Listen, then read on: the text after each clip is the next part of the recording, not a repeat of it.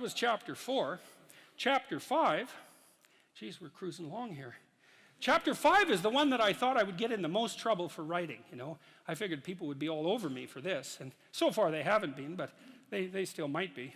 So, and it's called, Do Not Let Your Children Do Anything That Makes You Dislike Them.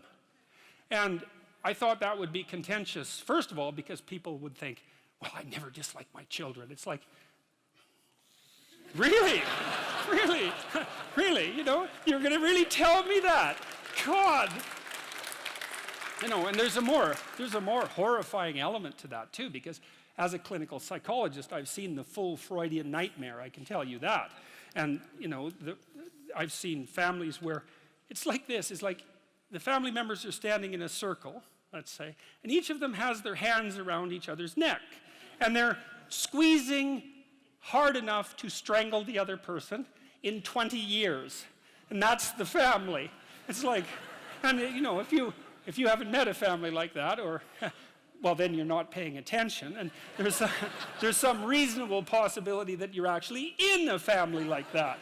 So the idea that parents can't dislike their children is like, God, how naive can you get? It's just, that's just, if you think that, man, I don't even know where you'd start to straighten yourself out. I could never dislike my children. It's like, yeah, well, those are the people who produce the most monstrous children, too, I can tell you that.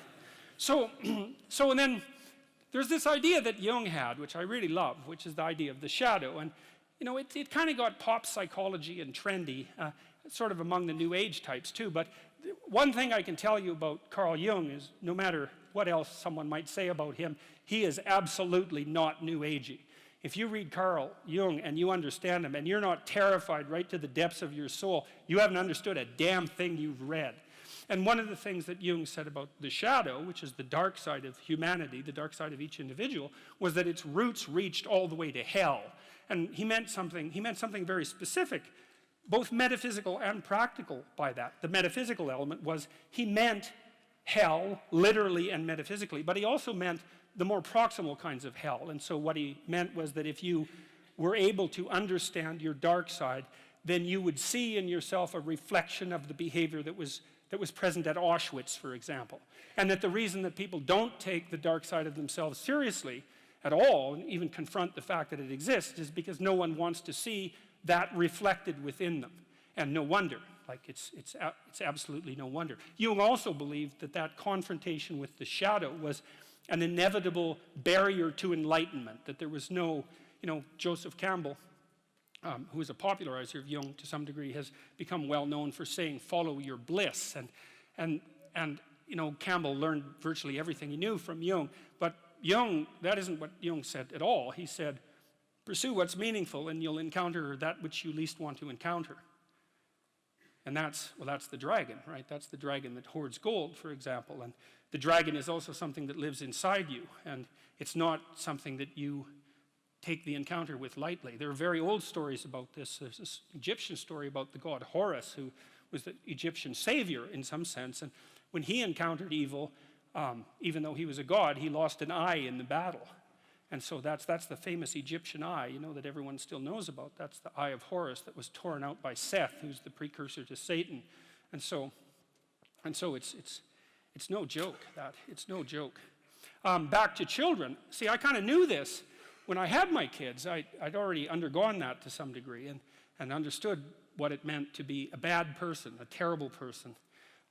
And one of the things I knew was that manifested itself in families all the time. Tyrannical father, overprotective mother, more rarely overprotective mother, overprotective father, tyrannical mother. It's usually the other way around. And the terrible pathological familial drama that Freud made much of in the early 20th century. I'd seen that in many, many situations. Dismal, brutal, awful. And I've seen parents punish their children. And you can also take a page from Nietzsche if you really want to punish your children, or anyone else if you have someone you're interested in punishing, including yourself. You don't ever punish someone you really want to punish for doing something wrong, because that's actually a bit of a relief to them. You know, that's the theme of Dostoevsky's Crime and Punishment. The murderer gets away with it, and it's a relief to him when he gets caught.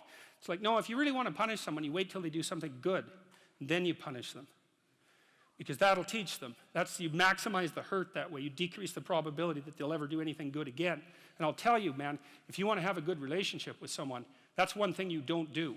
You open your bloody eyes, and if they do something that you would like them to do again, then you tell them how much you appreciated the fact that that happened, and you hope that it replicates, you know. You see, that's if there's one thing you can take away from tonight's lecture, that's an extraordinarily useful thing to know. Watch, and when people do something that they should do more of, say, look, I saw that you did this specific thing. I saw that it took some effort. Here's what it meant. Here's how I observed it. It's like, keep that up. And man, if you love someone, you do that to them. That's encouragement. That's such a great thing.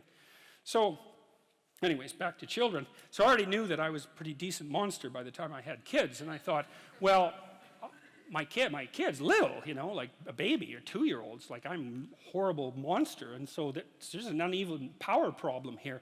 I better not let that child do anything that really makes me angry. You know, now and then you hear about something horrible that happens. When I was in Boston years ago, I read about a woman who plunged her 2-year-old daughter's arms into boiling water. You think, well, how in the world can that happen? It's like, well, you know, she's probably hungover. She probably just lost her job. She was probably desperate in 6 different ways. She probably didn't have any decent disciplinary strategies for children. She probably didn't have anyone helping her. She was bitter and resentful and angry, and the child misbehaved at exactly the wrong moment. And like, you're going to be around your children a lot, and so you might want to have it so that they don't misbehave at exactly the wrong moment, because all hell can break loose if they can, and I didn't want that to happen. And I knew that it was easy for people to hate their children, even though they mouth the words that they love them all the time. I saw very little evidence of that in many situations. And so one of the things, you know, you have a natural affinity for children, and even more, maybe a more powerful natural affinity for your own children, so that's a good start. But you don't want to set them up as an enemy against you. You don't want to allow them to engage in the kind of hierarchical challenge that makes you irritable and resentful. That's not a good idea. And if the things they do make you dislike them, the probability that they will make other people dislike them is extraordinarily high. And so you can consult your own irritability. And you can say, look, kid, I used to tell my kids this, you know, when they were 3 or 4. I'd say, look, I'm not in a very good mood. And I'm likely to be unreasonable, so it'd be best if you'd go in your room and play for a while. It's like, I like you, man. You're a great kid, but like, get the hell out of here for a while. You know, and they were fine with that. We'd trained them already at that point to be able to go play by themselves in their room, you know, which is something a kid should be able to do anyways. But you need to know what sort of monster you are if you're going to be a good parent. And if you think, oh, I'm not a monster, it's like, oh, yes, you are. You're just an unbelievably unconscious monster, and that's actually the worst kind. So, and then the other thing about that chapter is there's an idea in it, and it's an idea that I think is well supported by the relevant literature, which is that your fundamental job as a parent, especially of a child from 0 to 4, is to make that child eminently desirable socially. So you're a successful parent if, when your child is 4, all sorts of other children want to play with him or her. That's really that's like if you want one marker of whether or not you've been successful. That's it. Now, some children are a lot harder to get along with than others, and some children have a harder time playing. And so I'm not saying that every parent who has a child that isn't popular at 4 is at fault for that. I'm not saying that. I'm saying the reverse, which is you can be sure that you've been successful if your child is not popular exactly, but desirable as a playmate. And so then you think, well, what have you done for your child? Well, you've opened up the entire world of children to them.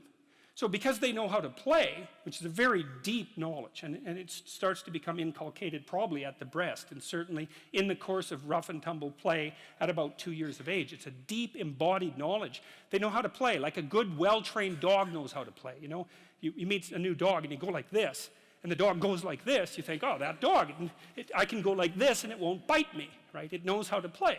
And a kid who's awake and alert is just like that, like a well-socialized kid. If you know anything about kids, is you can take a 4-year-old and make a little play gesture at them, and they'll smile right away and start playing just right now. And that's what you want for your kids. And then everywhere they go, other kids like them and will include them in their play, and play is the way that children develop. And so if other children include them in their play, then the children develop. And the poor kids that don't get befriended at the age of 4, the literature on this is crystal clear. If your child is an outcast at the age of 4, the probability that anything can be done about that is almost zero, no matter what you do. And I hate to be so blunt about that, but I know the literature, and that's what the literature suggests. And then the other thing is, if you don't allow your children to engage in dislikable behavior, then adults will like them, because adults actually like kids. You know, one of the things I loved about having little kids in Montreal, I lived in a poor area in Montreal. There's a lot of rough guys around there, and we used to roll our daughter around in a stroller, and these rough guys, you know, like, God only knows what they were up to. They were rough-looking guys. You know, we'd roll our daughter by them, and they'd like smile, and they'd crouch down and make little goo faces, and you know, they were.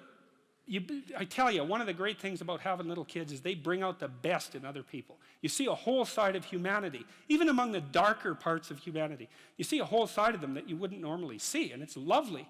And the thing is, if you're good to your kid in the real way, you can help them maintain that tremendous attractiveness that they have as young children, and to respond to adults properly, like a puppy that wags its tail instead of growls and, you know, goes for your ankle.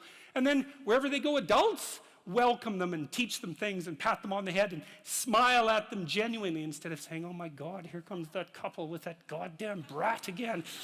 You know, which is that's a horrible thing to do to a child, because then everywhere they go, all the goodwill is false. You know, there's nothing that you can do to someone that's more terrible than to put them in a world where all the goodwill directed towards them is false. That's a terrible thing. So anyways, that's chapter 5. And